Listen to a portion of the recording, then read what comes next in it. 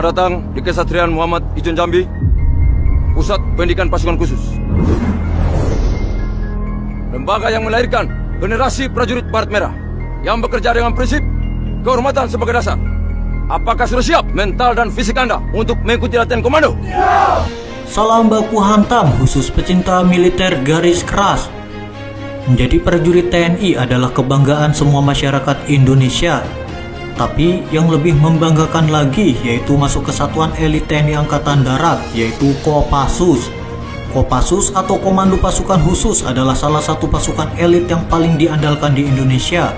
Untuk masuk ke dalam satuan ini tidaklah mudah. Proses seleksi yang sangat ketat sampai melewati batas kemampuan normal manusia biasa. Seperti yang dikatakan oleh Serka Asmujiono dalam buku Kopassus untuk Indonesia. Asmujiono mengatakan, kalau kamu ingin hidup lebih sengsara dari prajurit biasa, ya kamu masuklah Kopassus. Pasti kamu akan sengsara. Sengsara di sini dimaksudkan setiap calon anggota Kopassus akan menjalani siksaan terberat dalam hidupnya, seperti tawanan perang. Saking beratnya pendidikan Kopassus, setiap anggota Kopassus yang sudah lulus dan bergabung ke Satuan Baret Merah tidak akan ada yang mau mengulang lagi, meskipun ia diiming-imingi uang 1 miliar rupiah. Tidak ada satupun siswa yang sebelumnya bisa membayangkan hal-hal apa yang akan mereka hadapi sebagai calon prajurit Kopassus. Ternyata setelah mengikuti pendidikan Kopassus selama 1 bulan begitu berat dan ingin cepat-cepat menyelesaikan pendidikan ini. Lalu seperti apakah beratnya latihan Kopassus di TNI Angkatan Darat? Berikut videonya. Pendidikan Kopassus dijalani selama 7 bulan. Mereka akan menjalani pendidikan 2 tahap, yaitu tahap 1 dan tahap 2. Selama itu pula siswa tak bisa berhubungan dengan keluarga, kerabat, dan teman. Mereka juga tak mendapatkan hari libur. Sistem gugur diterapkan dalam pendidikan komando.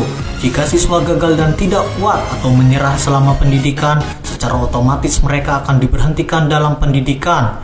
Jadi selama 7 bulan itu mereka akan sering berhadapan langsung dengan para pelatih di Batu Jajar, Situlembang, Cilacap, dan Nusa Kambangan. Beratnya latihan selama pendidikan komando. Siswa akan diberikan tahapan-tahapan pendidikan. Tahap-tahap itu seperti tahap basis, teori tentang kemampuan prajurit komando yang berisi ilmu medan, menembak, pengetahuan senjata ringan, dan pengetahuan demosili. Kemudian tahap gunung hutan. Tahap ini dimaksudkan agar prajurit memiliki kemampuan untuk beradaptasi dan mengatasi hambatan di gunung dan hutan.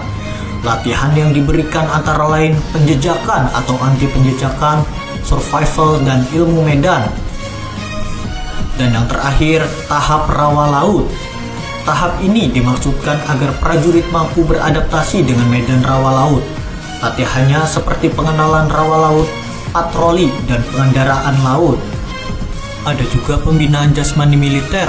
Latihannya cukup menyeramkan, seperti ketangkasan jasmani, melempar pisau, dan renang militer. Lalu latihan bela diri ala militer dan kesegaran jasmani. Latihan fisik menguras energi. Latihan fisik selama pendidikan komando juga sangat berat. Tak bisa sembarang orang mengikuti latihan ini. Mereka harus memiliki rasa juang yang tinggi dan pantang menyerah. Salah satunya latihan terberat adalah jalan kaki yang merupakan latihan akhir tahap gunung hutan dan melewati tahap latihan rawa laut di pantai Cilacap. Jalan kaki ini dilakukan sepanjang 500 km atau dari Batu Jajar hingga Cilacap A. Wajar saja banyak yang menyerah dalam latihan ini.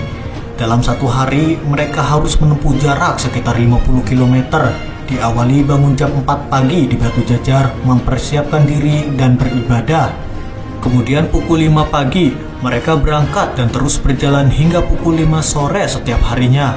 Sesampainya di Cilacap, mereka tak beristirahat. Mereka melakukan latihan rawa laut dan diakhiri dengan latihan pelolosan dan uji kerahasiaan.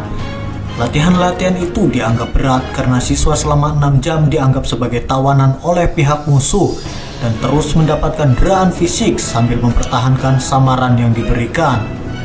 Apakah Anda ingin menjadi bagian dari anggota Kopassus? Silahkan baku hantam di kolom komentar.